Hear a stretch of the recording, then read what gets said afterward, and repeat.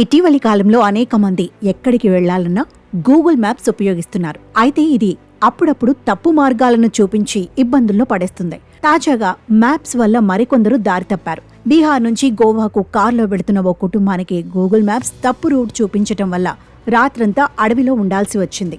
కర్ణాటకలోని బెళగావి జిల్లాకి చేరుకున్న తర్వాత నావిగేషన్ కోసం వీళ్ళు గూగుల్ మ్యాప్స్ సహాయం తీసుకున్నారు. అది వారికి ఒక చిన్న మార్గాన్ని చూపించింది. దగ్గరగా ఉందని ఫాలో కావడంతో చిక్కుల్లో పడ్డారు. సదరు కుటుంబం ఎంచుకున్నది దారి కాన్పూర్లోని దట్టమైన భీమ్గర్ అడవి గుండా వెళుతుంది. 8 కిలోమీటర్లు లోపలికి వెళ్లాక వారికి అది పొరపాటు అని అర్థమైంది. ఆ క్రమంలో కారు దట్టమైన అడవికి చేరుకున్నాక ఫోన్ నెట్వర్క్ కూడా తగ్గిపోయింది. వారు చేసేదేమీ లేక రాత్రంతా అడవిలో గడిపారు. తెల్లవారుజామున నిద్రలేచిన కుటుంబం నెట్వర్క్ కోసం 4 కిలోమీటర్లు నడిచినట్లు పేర్కొన్నారు. ఆ క్రమంలో ఓ చోట నెట్వర్క్ సౌకర్యం లభించగా వెంటనే ఎమర్జెన్సీ హెల్ప్ లైన్ 112ను సంప్రదించారు. అప్పుడు పోలీసులు వచ్చి వారిని అడవి నుంచి బయటకు తీసుకొచ్చారు.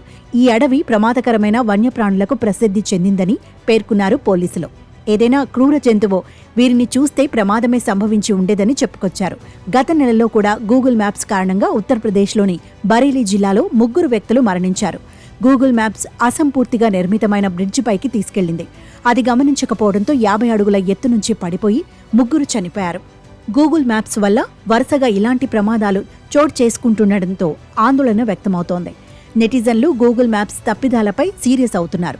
ఇలాంటి అనుభవాలు తమకు ఎదురయ్యాయని చెప్పుకొచ్చారు. చిన్న ఇబ్బందులే తలెత్తుతున్నాయని అనుకుంటే ప్రాణాలు పోయే పరిస్థితులు వచ్చాయని, దీనిపై తగు చర్యలు తీసుకోవాలన్నారు. గూగుల్ మ్యాప్స్ కూడా అప్డేట్ అవ్వాలని సూచిస్తున్నారు.